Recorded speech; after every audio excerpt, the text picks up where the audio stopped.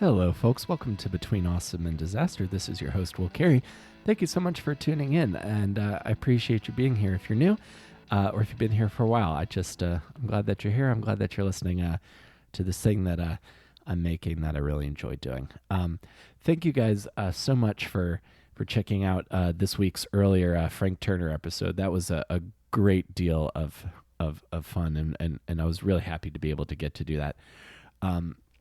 Continuing the music-themed week that we're having on the show, my guest on today's episode is Mariel Loveland, who's the singer and guitarist, and I'll say the core of the band Best X and you might also remember them from under their previous name, Candy Hearts, and we're going to talk about that shift in the course of the episode as well. But this was another really exciting episode to get to be able to do, because I discovered the Candy Hearts album, All the Ways That You Let Me Down, a couple of years ago, and I really, really enjoyed it. I found the songs like super catchy, super danceable. Like, I instantly, when I started listening to this album, I was transported back to my youth. I guess this is probably, my youth is only like 2005, so this is like my early 20s.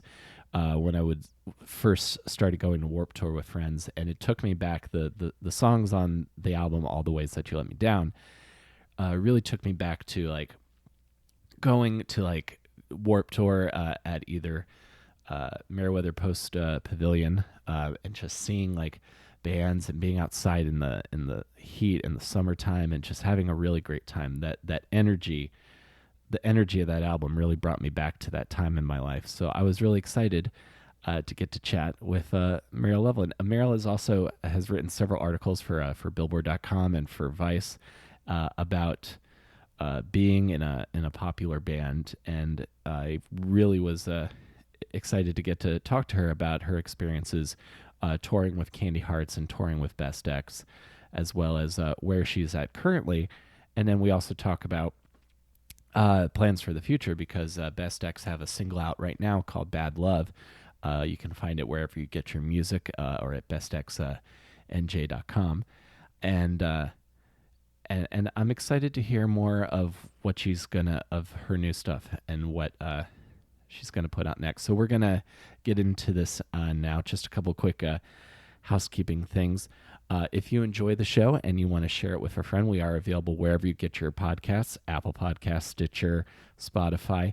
And exciting bit of information, I recently joined the affiliate program with Stitcher. So if you've been thinking about signing up for Stitcher Premium and you want to get a free month, you can use the promo code AWESOME when you sign up at stitcher.com/premium. You can use the promo code AWESOME, all caps, and you can get one free month off of Stitcher Premium. So that's hundreds of comedy albums, no ads, access to archives. I think it's a good value, and that's a way that you can help support the show as well. And if you guys want to follow me on Twitter, I'm at Comic Will Carey, and the show's at AwesomeDPod. And I appreciate you guys being here so very much. And let's go now to my chat with Mariel Loveland of Best X.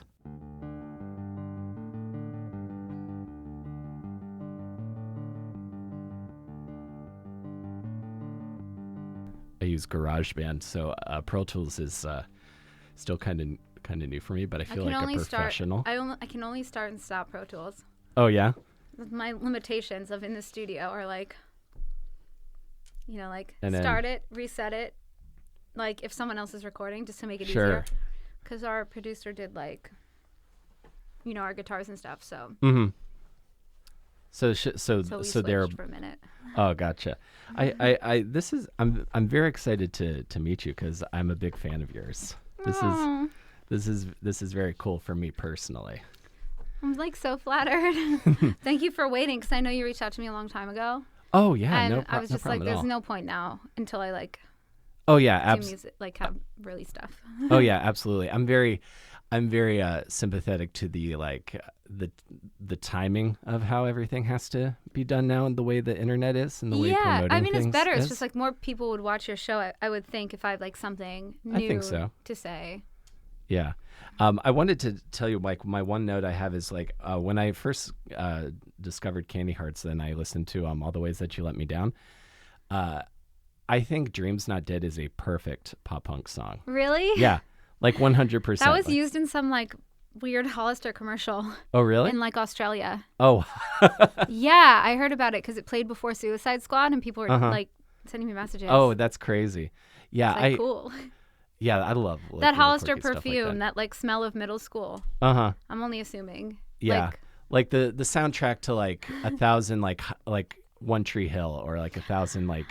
You don't even teen know. WB One dramas. Tree Hill is like one of my fave shows. I mean, I don't know if it holds up now, like with my fully formed brain. Sure. But back then, as an adolescent, like, yeah, One Tree Hill was the shit. I never got into that. I did watch the OC on occasion, but I started watching the OC again. Yeah. A couple weeks ago, just like a few episodes, because I tried One Tree Hill and I was like, oh, this doesn't hold up. OC is still good. Yeah. Yeah. Yeah. Okay. I'll keep that in mind for when I am starting to look through stuff on Netflix, because I'll turn on Friends to fall asleep, and I'm like, why did I ever like this? But there's still kind of a charm to that. There's a charm to when Friends. I was in high school. I mean, How I Met Your Mother kind of ruined Friends for me because it's so much better and the same thing but improved and way funnier and more realistic. But I still like Friends. Yeah, there's kind of for me, there's a lot of like nostalgia built into that, because I like had wanted to live in New York for so long. So going back and watching it, and watching Seinfeld. Where are you from? I'm originally from Maryland. I'm from like a really small town in Maryland, like about an hour south of DC is where I'm from. So our local music scene was basically like the 4 bands that would play either the Rec Center or the Armory. That was kind of the scene as I grew up like similarly in like the suburbs of New York. Where are you from? I'm from Ramsey, which is like I don't know, like an hour from here. Not even. So is that Long Island or is that upstate? Jersey. Oh, Jersey. Yeah. Nice. That fits the narrative that I have in my head, because when I think of like cool punk rock and pop punk bands, they're all from Jersey. That's like strange. I don't know why. Because like when I was growing up, there were not really many kids like me who were into that stuff. There were like a couple, but there was like, I couldn't really find a DIY scene or anything like that when I was in high school. Oh, really? Only after I found it. And not in New Jersey, though. Now, like, the Meat Locker and the people who run the Meat Locker in Montclair do, like, a lot to really foster a scene there. Oh, that's good. But otherwise, I think, like, Philly is, like... Yeah, that's what it seems like. The Menzingers are based in Philly now. Beach Slang is another band. Like, lots of cool bands are coming out of Philly now. Yeah. And I find that interesting. I have a theory that like the specific kind of music that you do and that I've been a fan of since I was 13, it kind of like pulls and like it grows in like bored suburban communities. Yeah. So I don't know what Philly. I know exactly why Philly, because okay, so like if you're in New Jersey, if you're like raised in New Jersey, it's like split in half. There's like the south and then there's like the north. Right. If you're from the north, you move to like New York City, and that's where like the bands would like go and pursue their art there, like Brooklyn, whatever. Sure. If you're from South Jersey, where you would go to kind of like play and see shows and stuff is Philly. So it is. I do think that probably a fair amount of those bands you're thinking of are like born from Jersey suburbia. Is there, as living in New Jersey, is there such a thing as Central Jersey, or is that made up?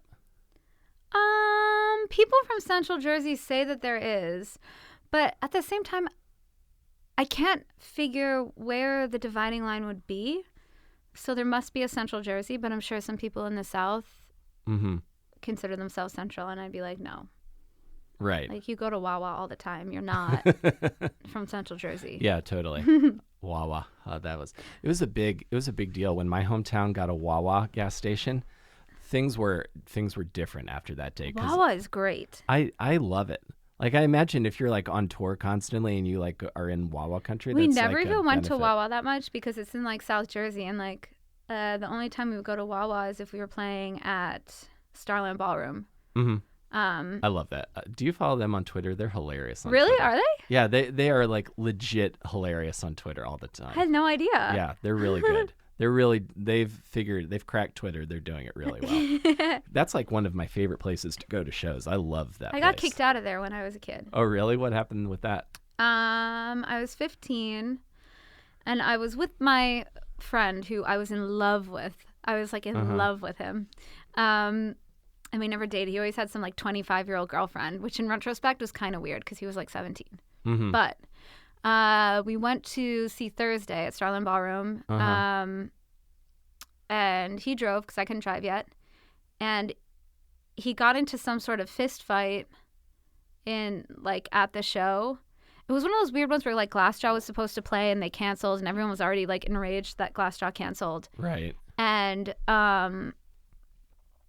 so he like thought that I was next to him and that someone pushed me into the pit or something, and so he like punched them. And then they pulled out his insulin pump because he's diabetic, and he got in this huge fight, and I was nowhere near there. I was like in the bathroom. Sure. And I came out and we were getting kicked out, and then he got really sick from not having insulin, and we had to go to the hospital, and I couldn't even drive. He had to drive there while he was like so nauseous, like about to pass out because he's losing yeah sugar. Oh my god. Yeah. And then we went to the hospital and he was like so sick, and we didn't get home till like 5 a.m. And then it was snowing when we drove home. And to be fair, he could have like gotten insulin at the hospital, but he like refused it because they wouldn't see him fast enough and was being like a total jerk about it. Like, grow up, man. But Sure. Yeah, my parents weren't thrilled. Yeah, that's right. That's horrific, but it also brings back a lot of like good memories for me because I have totally been in those kinds of circles where stuff like that happens all the time. Yeah. Like my people, like when I was in high school, I never looked the part, but like I was very much like a loner kind of gamer kid from like middle school to like my sophomore year. What were your games of choice?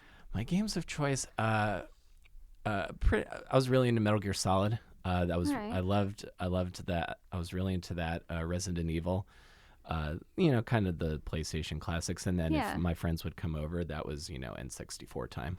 Yeah. Of course. So N64 is best for like groups. Oh yeah, absolutely. That's like the ultimate party system. I loved that. What I also wanted to say earlier about The Dream's Not Dead, like the reason I know that's such a great song, because I've been listening to this kind of music for like so long now that I can hear like, okay, when they play this live, this is probably where like the clap breakdown is. This is where you talk to the crowd. No, the clap yeah, we do that. It feels so cheesy, and I'm like, I don't know if people like this or if I feel lame. I think but I like the clap. Awesome. I like when people do it. But when you view yourself from the outside as you're doing it, you're like, and I always start the clap wrong. Oh, really? I don't. In like every song, I always start kind of wrong and then like rein it in. But like, yeah, I don't know. The clap breakdown is fun. I think it is the but same if way. People are mad because you're not like the story so far and they can't mosh, the clap breakdown is terrifying. Really? Yeah, because they just stare at you like, who's this idiot clapping? Oh, right. Yeah. That's one of those things where everyone's kind of got to be into it. The same way with the getting people to chant "Hey" like during the song, because the other thought when I listened to that album for the first time, I thought during the first verse when it's just the guitar and the vocal, I was like, okay, this is where like the bass player could like get the crowd chanting "Hey" along, and then the whole band kicks back in. Oh man, I wish we did something like that, but I was way too timid. I was always afraid, like, what if I went for it and no one responded? Right. That's the same way. I have the same thing happen like when I'm doing comedy. If I have like a bit that's very much required on like a rhetorical question, and if there's some kind of smart aleck who's going to actually want to be serious, I'm like, this could ruin the whole show. right at the top. Yeah. And then of course once I ruin it because I'm self-destructive, I'm like, okay, let's see how bad can I make this, and then still try to turn it around. I have that itch also. Yeah, like what is that? What is that? It's some kind of weird like self-destructive or Do you know like what it is? It's like, I think the itch is made from boredom. Like mm-hmm. for me, like if I go like on a Tinder date, right? Mm-hmm. And like I know that it's someone I am not into.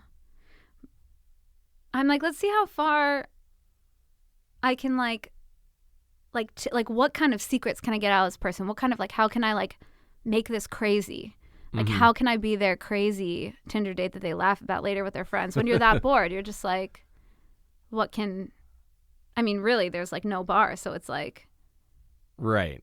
why not just go for the craziest option? Yeah, be a fun story later. Yeah. That kind of thing. Yeah. Oh, yeah, I get that. That makes total sense. I'm a friend of mine.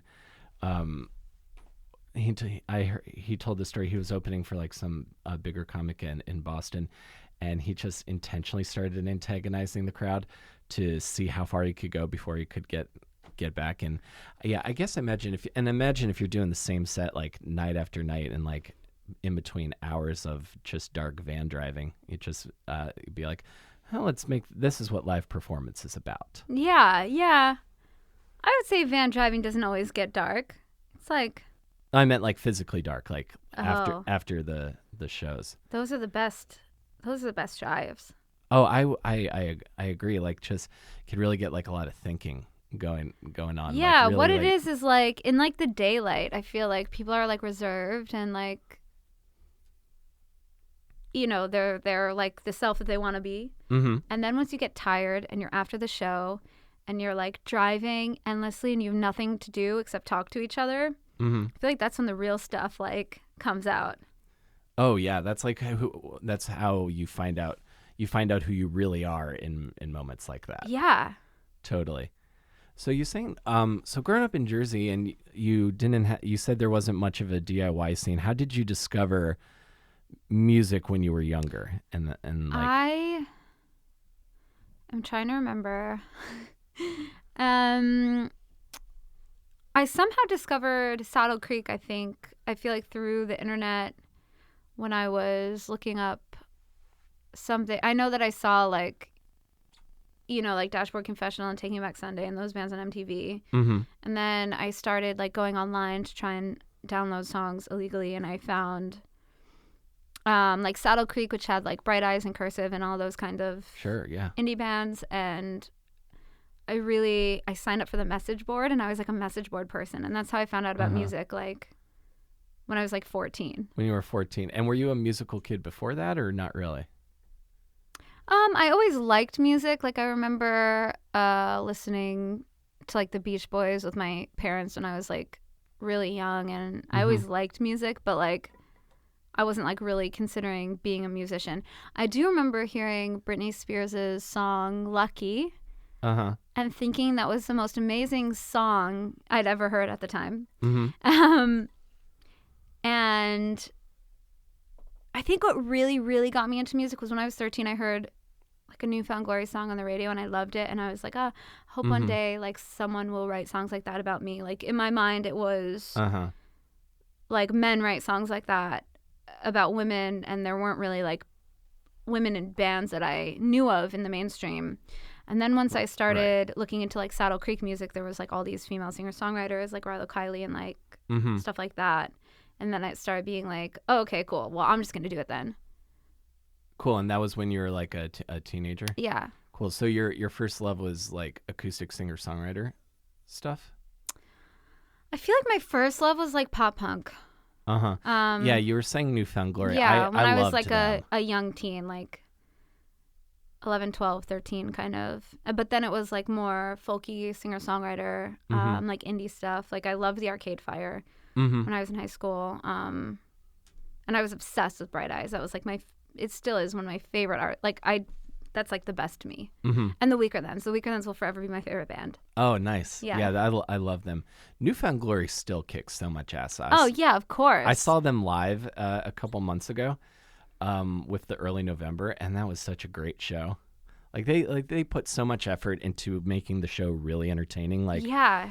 because they have that like movie covers third from the Screen to Your Stereo EP that just came out. Yeah, I saw that online. Yeah, and they're like wearing costumes It's and so like fun. they have a full set and like working popcorn machines that's throwing bags of popcorn into the crowd. They really like. They have no fear to just like do what they want. I like that so much, like because I think of everything so calculated. Where I'm like, oh, can I try this new thing? Can I like wear this? I don't know. Should I dye my hair? I don't know. And they're like in costumes with popcorn, having like the best time. Yeah, and the shows are still. I love that the shows are still packed, but they're not on MTV. Well, no one's really on MTV anymore except Teen Mom. But Yeah. I just love that they are still putting out albums and just kind of putting in the work. Like there's like sexy times I feel like in like artists' careers, but then the parts that people seem to tune out for are just like the years of just doing it, like doing the thing, like just putting out albums and then doing shows. Yeah, their fans never checked out, which is so cool. And then they get like they're on now, especially with the new tour that they're doing with the covers of like movie songs. Yeah, is like getting the youngest generation that like our generation birthed, and they're getting those like children and starting it like all again. Oh yeah, like the number of like I saw one of those like kids react to Blink-182 videos, and normally it's like, oh, kids don't know like pop culture from like 5 years ago, like 10 years ago. Yeah, and everybody was like, oh, my parents love this band. Oh my God, I know we're them so much. old. We are. And like I realized I was getting old. It didn't happen to me when all of my favorite albums were on 10-year anniversary tours. What happened when I realized is when all of my new favorite bands were named after songs by my old favorite bands. So like All Time Low and The Story So Far. Yeah. Yeah. Man. Getting old is not great. Yeah. Well, I feel, and especially I feel like punk specifically, like 30 in punk years is like 105, 107. God, and women punks age in like dog years. So it's like another 7 on top. I mean, of not that. physically, just because our culture is dumb. Yeah, I know exactly what you mean. And when did you start playing guitar? When I was like 15, I think. 15 or 16. So you heard Saddle Creek and were like, I need a guitar. That's what I'm going to do. Well, actually, no. Because I was a poet. So I heard Saddle Creek and I was a poet. Mm-hmm. And then my sister wanted to play bass. She was super like Good Charlotte and Linkin Park were her favorite band. She was like so obsessed. And so I have a twin sister, and when you're a twin sister, people buy you gifts kind of in pairs. So sure. I was like, oh, she wants a bass or whatever, I guess. Maybe I want a guitar, but I wasn't like really thinking about it that much. And so for Christmas that year, my parents bought like her a bass and me a guitar, and she like barely ever played it. And then I just did. Yeah, it just really took to. What kind of guitar was it? It was some acoustic Fender. I don't really know. It's in my friend's basement now. I need to get that back. It's been there for like 3 years. Yeah, my first guitar is at my mom's house still. I had a lot of stuff in my storage space for a while, but I've gotten it back into my apartment now. I just left it in Staten Island on one tour and like never got it back. Oh no. It can't end its life there. Yeah, if it ends its life in my like best friend's parents' home, that would be a little sad. No one's gonna use it there. Right.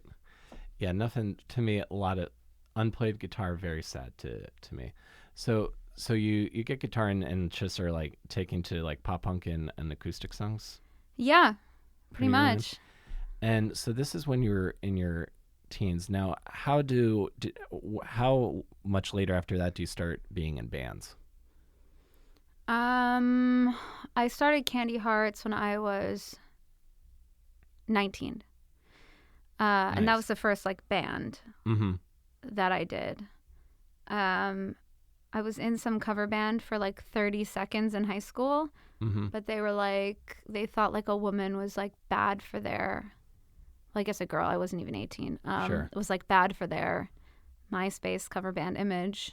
That's so stupid. So that lasted like 3 practices. So really I've only ever just kind of done my own stuff. Pretty much the first band you started is the one that was successful.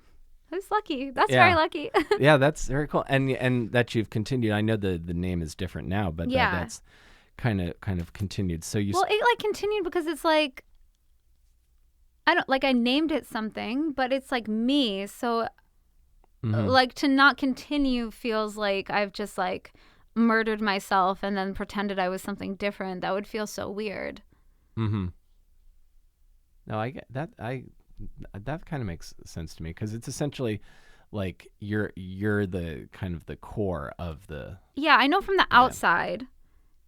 For many years, it really looked like this even partnership, and I'm not saying that it wasn't because like all my bandmates did like a ton of stuff to help me out, but like the creativity behind it and like the songs and the vision for everything was always me. And then they helped me with all the other stuff. Right. So it would feel weird to just be like, I don't know. I'm going to do something different. Yeah, that's why like Best X is like, I changed the name because I just didn't want it anymore.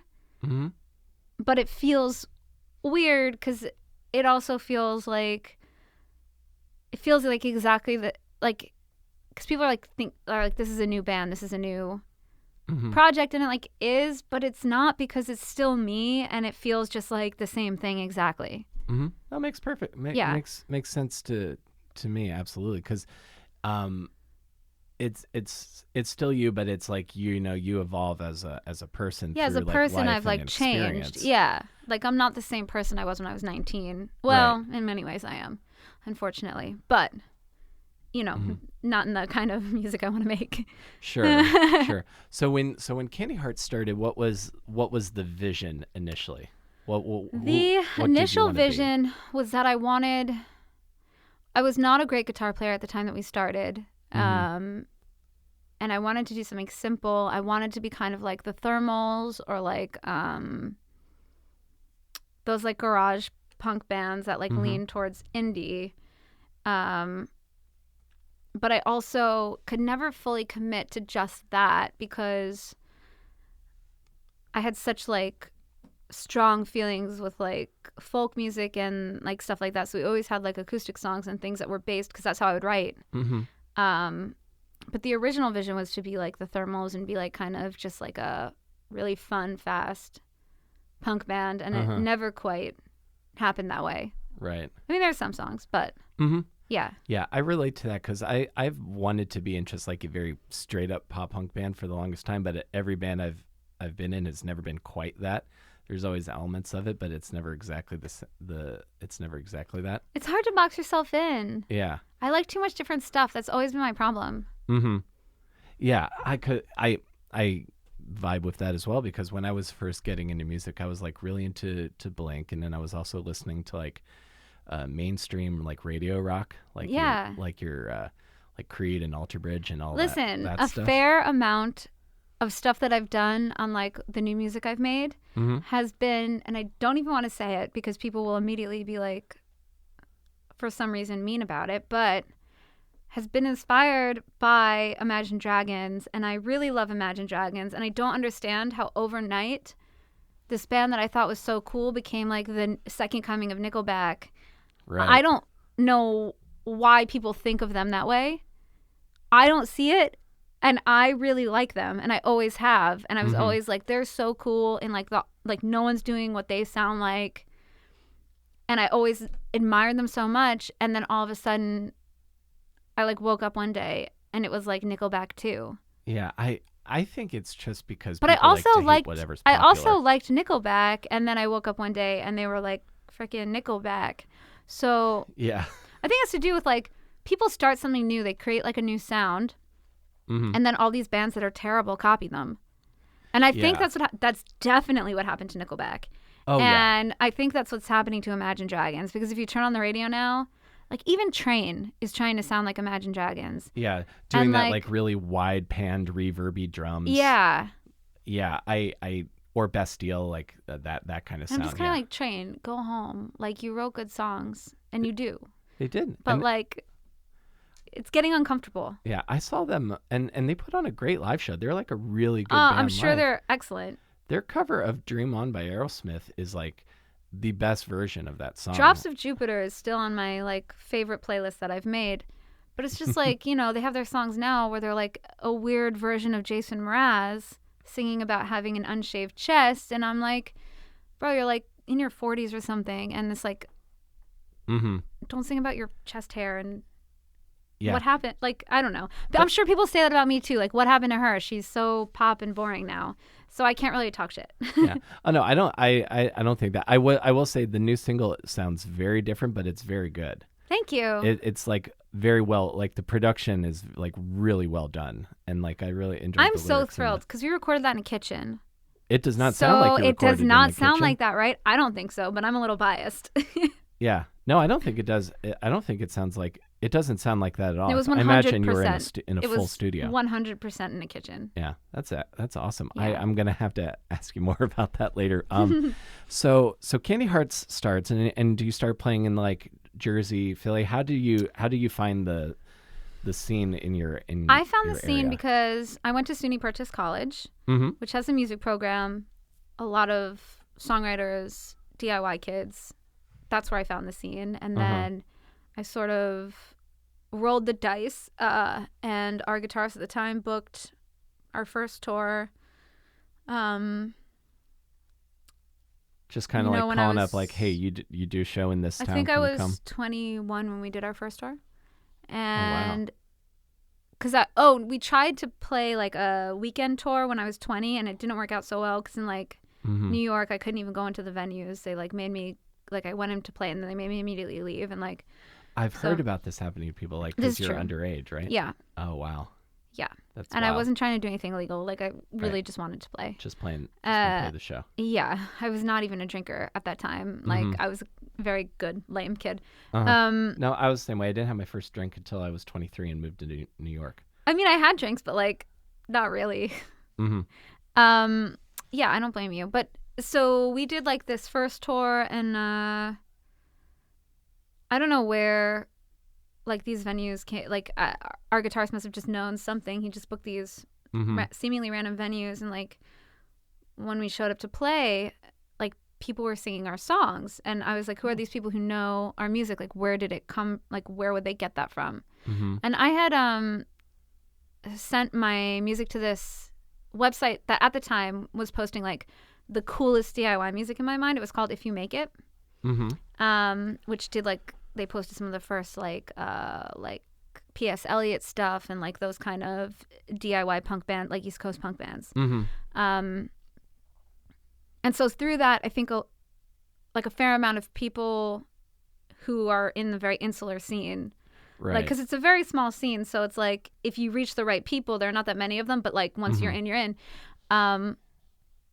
Those people saw that and like were there, and then like, you know, of course you talk to people after the show, they like come stay with us, and then you become friends, and then you like find the whole, like your people find you. Yeah, you find your tribe. Yeah. Kind of. Yeah, so that's what happened. So that was and how much you probably just had like what, a demo out at that point? That's and so you're pretty much on the road, like you graduate college and you're pretty much just on the road with Candy Hearts like from the get-go. Well, what happened was I got a job right out of college at like a magazine because I'm like a journalist, and I still do I've read your stuff. I like it. Oh, thank you. So I got this job, and it was like this terrible work environment that I can't talk to because they wouldn't give me severance if I didn't sign and say I wouldn't talk trash about them. Of course. But let's just say they're not a company anymore. So you won. Oh yeah, I think I won. But anyway, I got fired, and it was after weeks of attempting to be fired. Like I tried so freaking hard to be fired because I wanted to quit the right way. Of like, because one of my bosses was really smart and cool, and so I was like, he took this chance on me. I have to quit in person. Yeah. However, they realized I was going to quit, I think, and they kept canceling all of the meetings where I could have quit in. So I could not meet with them for weeks. I stayed for like 2 months longer than I was going to the point where I was just like, okay, I have to like do something to get them to finally talk to me. So I stopped answering all my emails. Like just stopped, full stop of answering them at all. So they would have to talk to me in person. And then that's when they fired me. And then so right after that, I think the next week I went on tour, and then that was kind of it. That's very punk rock to me. I've had friends like in relationships like want to break up with someone, and then the other person's just like becomes very hard to reach. That's what that first reminded me of. And that's so funny. And so you're pretty much on the road right away. That's pretty cool. I never got to. None of my bands ever made to the point where we ever did like long tours on the road. We would play like local, like mostly just the local shows in our area. So I've always been kind of like romanticize the like on the road experience. I still romanticize it. And when you're there, you're like, I want to die, I hate everything. And then when you leave, you're like, I was in love. Isn't that what always happens? Yeah. I mean, I've gotten to travel quite a bit now, but I definitely feel there's a certain sort of like, you feel like a different person when you're not just going through your regular everyday life. Yeah. I don't know, because for a long time there were two different, like what you're saying. I felt like there were two different ones of me, of like the person at home who had this routine and all of this stuff, and then the person on tour was different. And then over the years, it kind of, especially once I stopped having a sort of everyday life, like I stopped just having that. So it was just the one person, and that's quite hard to get out of. Yeah, you're just the Mariel that's on tour who fronts the band. And now as like a freelance writer, like enables that like just not going into regular society. It still continues that same spirit of like the same spirit. Yeah. I talked about that with Tim from Alistair. He would tell me about like when they first got signed, and they were just like, we could be working regular jobs and we're not. And it's like, I kind of I chased that sort of like low level, like cowboy kind of lifestyle. It is like really cowboyish. Yeah. Like I always have thought about like just being in a band is like, it's like those old Clint Eastwood movies. You know, you roll up, and then you rock the town, and then you leave. And and Candy Hearts toured like heavily for like how long? Because I know you did. I know you did Warped Tour, but like, what were some of the other tours that I might did? Like heard of? The Glamour Kills tour, back when Glamour Kills was like I haven't heard existing that name in still. forever. I know. Yeah. I'm wearing the coat that I got on the tour. Nice. We did that one. We did a couple with Newfound Glory. We did some stuff with State Champs. It's like such a big blur. We did like a Real Friends tour. It was like many years. It was a lot of years. Yeah. I love all those bands. And didn't Chad Gilbert produce He did. one of your two albums? Two of our albums, yeah. Two of your albums. And what is he like as a producer? Because I've seen him like on stage, and I know him like as a guitarist. I've always viewed him as the more like notey one. Like he would do all the like da-na-now, na-na-now yeah kind of riffs. I mean, he's like he really thinks about all that stuff. Like every note that you put down, he like really thinks about. Like everything is super calculated, which gave me a completely different way to think about like just like recording drums and stuff like that, which I think is really smart. Like the way he's like, no, the drums, like this hit has to go along with this other thing. And like, you know, when we first started, the way we would arrange, I just have a melody and we would just play over it, and we wouldn't think about any of that stuff. But he helped me kind of think about everything happening, working for like one purpose. Oh, wow. So kind of like thinking about every particular element of a song. Yeah. Wow. And like and his, what he taught me is like, all of those elements work towards serving the melody, like what you're singing. Like they all need to work to back that. And so like there are a lot of things where if you were just arranging it like live, just like chilling, like playing, that you wouldn't think kind of conflict with the vocal melody, that he would point out and like be like, no, this hit needs to be moved. Like it was interesting.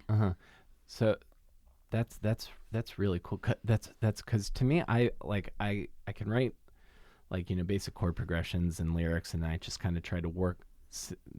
I can hit 3 notes on a good day, and then I just kind of try to like mumble my way through. So he's like making sure like the drum hits like are tight with what you're singing, yeah. with what you're singing, so it like really matches up, so it's yeah. not like sloppy. I never thought about that before. Wow, that's really cool. Any other kind of things like that he taught you from? Because I always think about like lead melodies, like Michigan is a good example of that. The chorus in Michigan has lots of like cool like single note guitar stuff. Like, is that all coming later, or do you write that when you no, that's first all envision later. the song? That's all later. Like, the way that we worked for that album was I wrote all of the songs at home. Just usually I started with just the melody, and I would like just write it in the bathtub without anything. And then I would send him voice notes of me like playing acoustic guitar and singing it, and then he came up with like a lot of those parts. I can't remember now, it was many years ago, so I don't remember exactly which ones he came up with. I know that like the lead in The Dream's Not Dead that you were talking about, like that he did, yeah, that was his for sure. Oh yeah, that I can kind of see that now. Yeah, that song is just so catchy. I don't want to say that's the only song. If you look at the album credits, whichever ones he's credited on, those like guitar ones are like definitely his. I just can't remember what they are. Right. That's cool.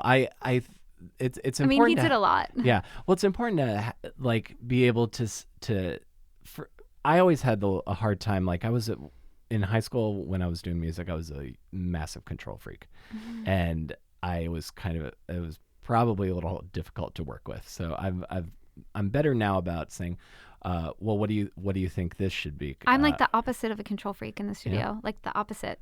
You're just kind of like, oh, well, what do you think, or well, what if we try? Yeah, I writing songs by yourself, I just feel like if you look at like the best pop songs, they have like 1 million people on them usually, and it's just like once you're so close to something and you've recorded like so much and you've like thought about it for like weeks, you're like writing this one song. Yeah. You start to lose perspective. So I feel like it's important to listen to the other people that you've hired to help you, because there's a reason they're there. Right.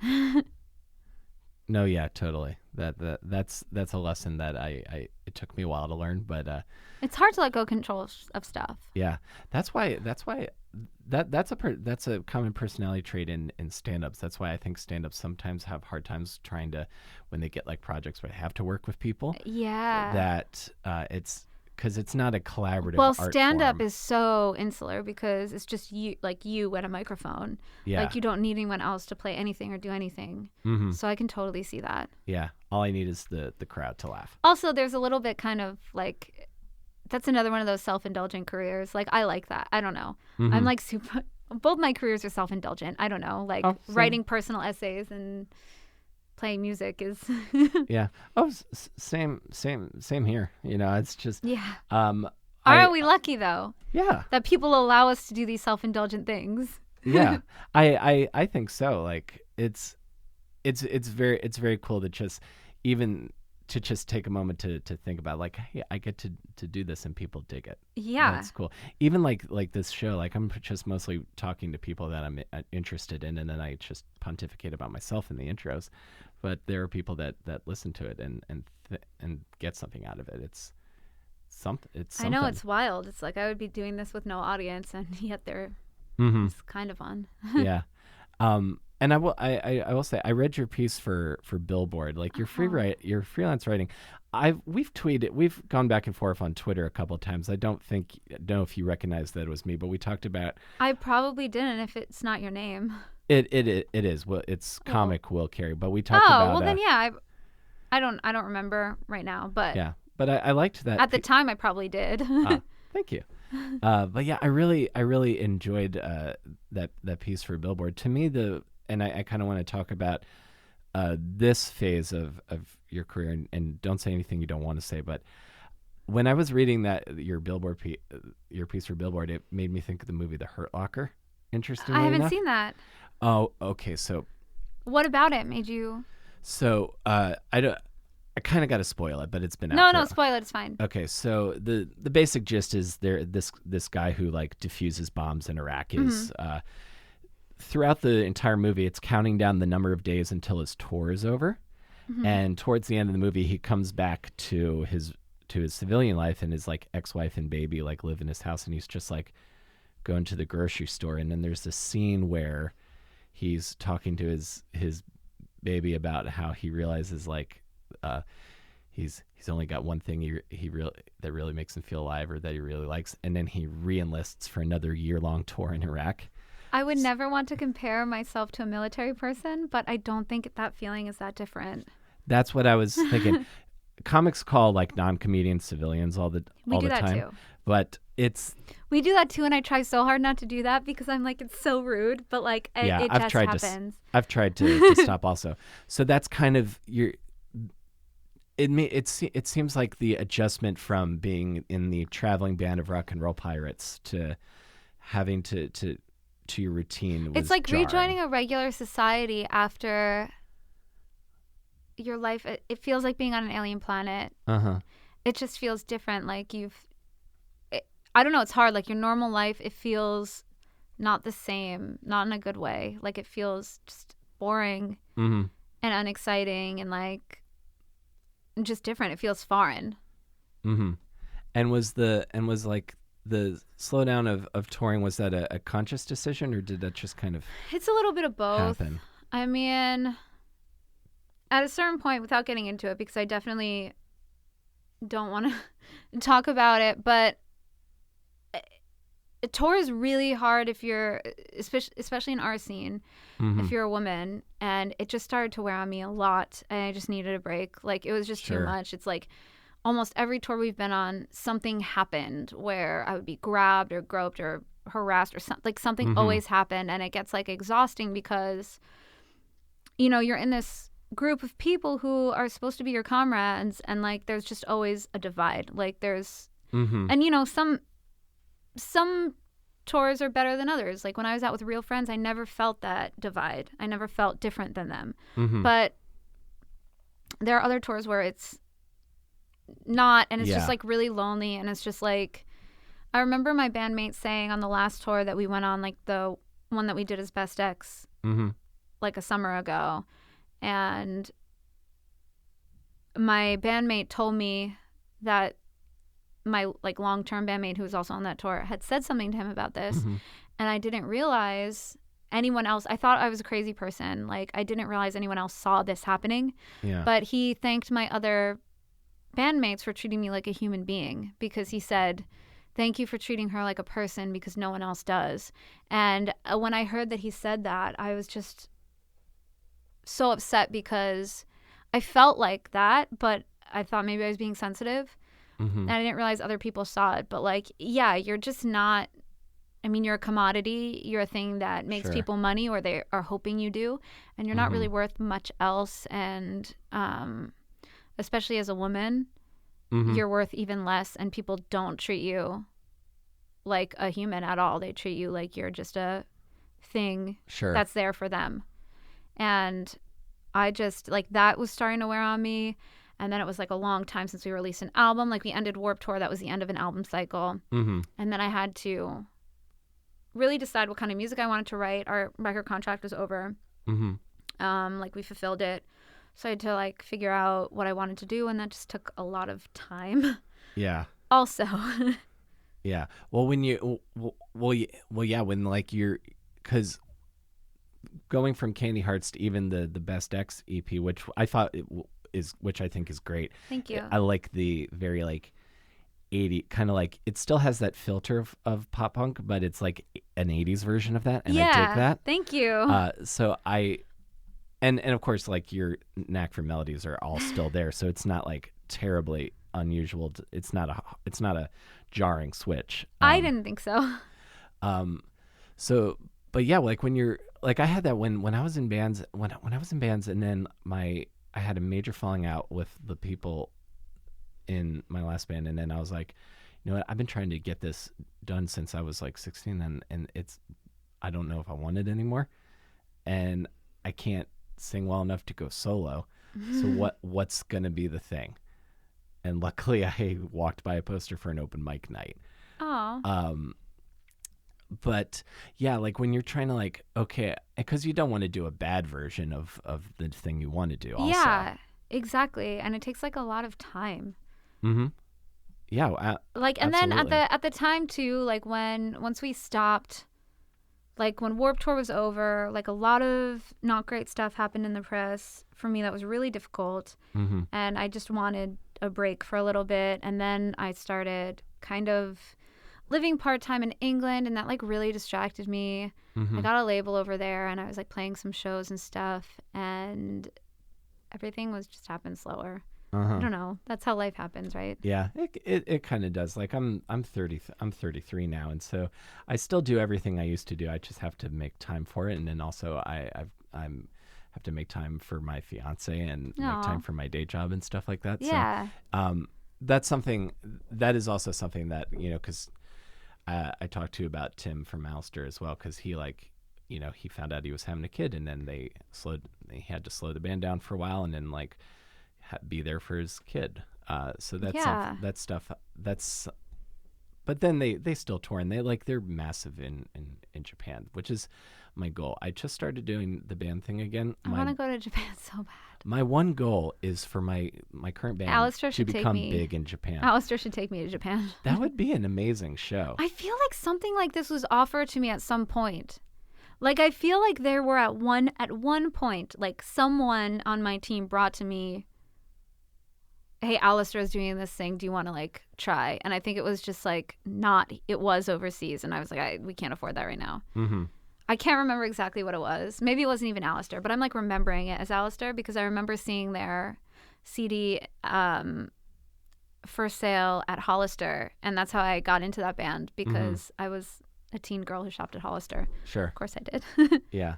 Yeah, I would love to I've done stand-up in Japan. I would love to like do like music, like go to shows in Japan, because all my favorite bands now, there's such a cool, interesting like punk rock and pop and rock scene in Japan right now. Yeah. There's so much great stuff going on there.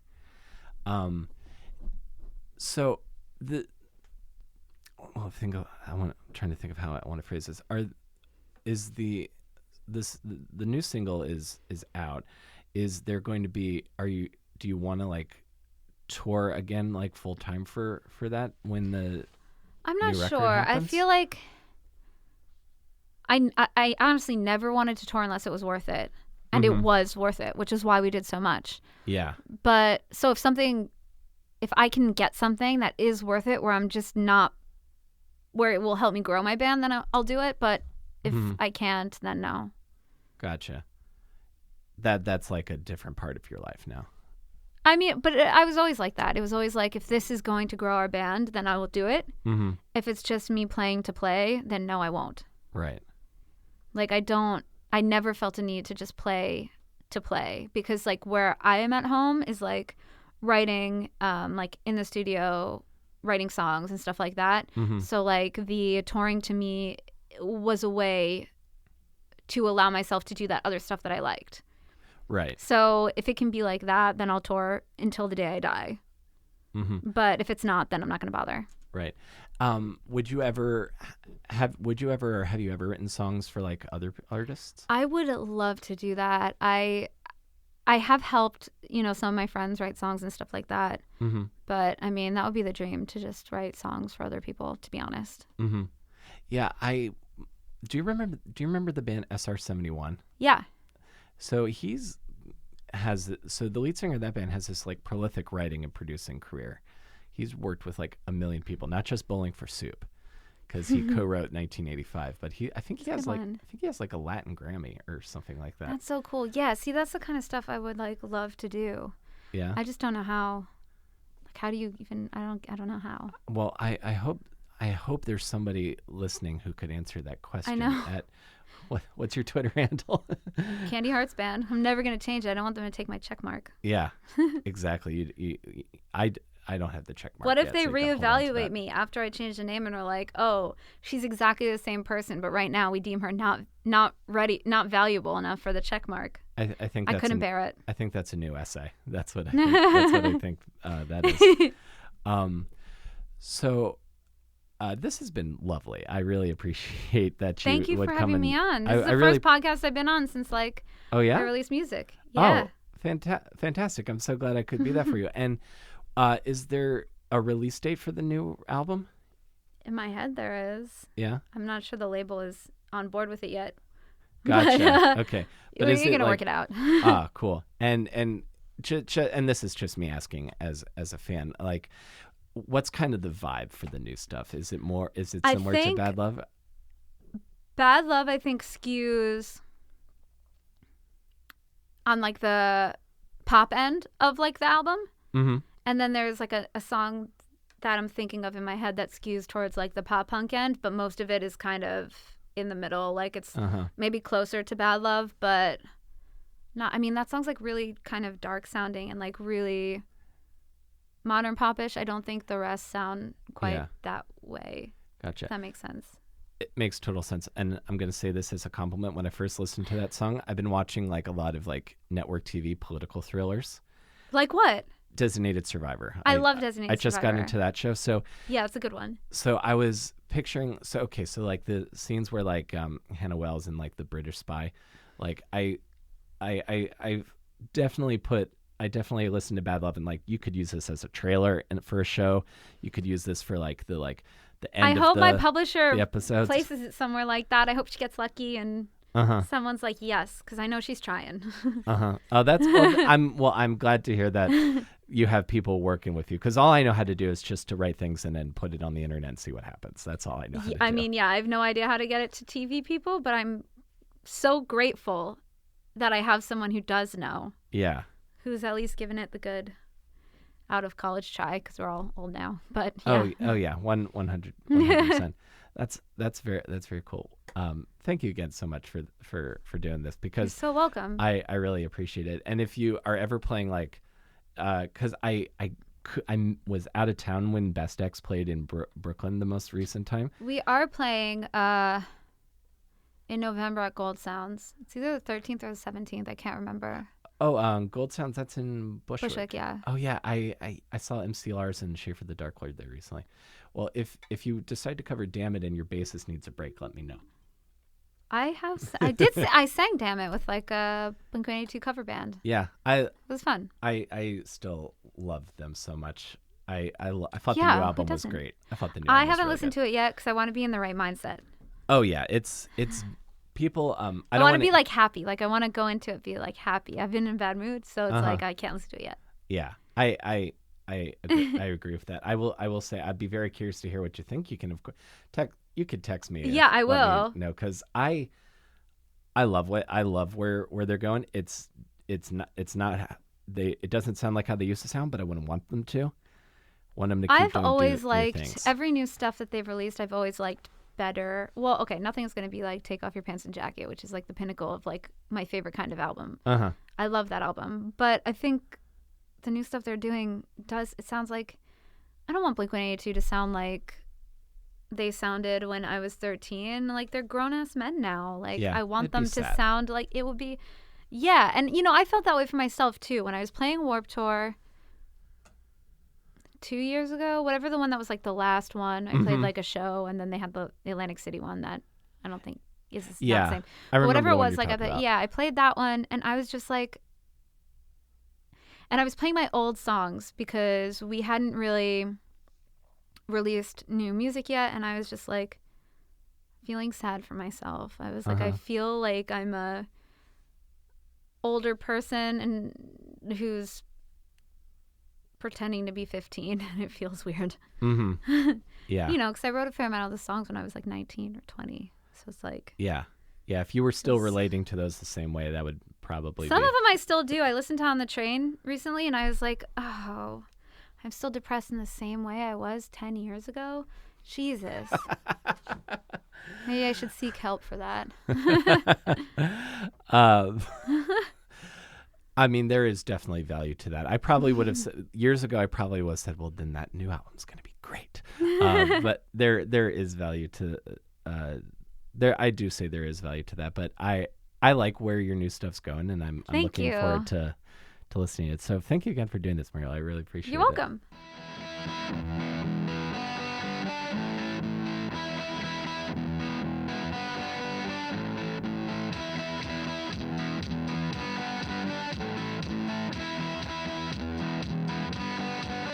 Okay, folks, that's our show for today. Thank you so much for listening.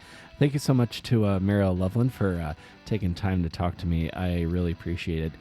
Check out the new Best X single, Bad Love, wherever you get your music. And if you are looking for a really great, solid pop punk album, check out the Candy Hearts album, All the Ways That You Let Me Down. It's a really solid record. It's got some really great songs on it. And thank you guys so much for listening today. If you enjoyed this week of shows and you want to help other people find the show, we are available wherever you get your podcasts, Apple, Stitcher, and Spotify. And you can let friends know about the show. You can subscribe and leave reviews, little things that help build the show's reach. I think if I've been hanging out with my friends in marketing, so I'm saying things like reach and SEO search phrases. And I also want to give a shout out to my supporter on Patreon at the awesome producer level, Meredith Mooney. Thank you so much for your support, and looking forward to hanging out again real soon. If you enjoyed this and want to get exclusive bonus content that I don't post anywhere else, you can check out patreon.com/awesomedisaster. I make mixes, I make bonus episodes, I post food recommendations, and I post them there because I don't want them getting too popular, but you guys are cool and I want to share them with you. So that's patreon.com/awesomedisaster. I'm on Twitter at ComicWillCarry, and if you want me to come do stand-up in your city, let me know. We'll set it up. And I appreciate you guys being here. This has been a really great week of shows, and I'm really happy that I got to do these interviews this week. So thank you guys again, and I will see you next week between Awesome and Disaster. Take care, everybody.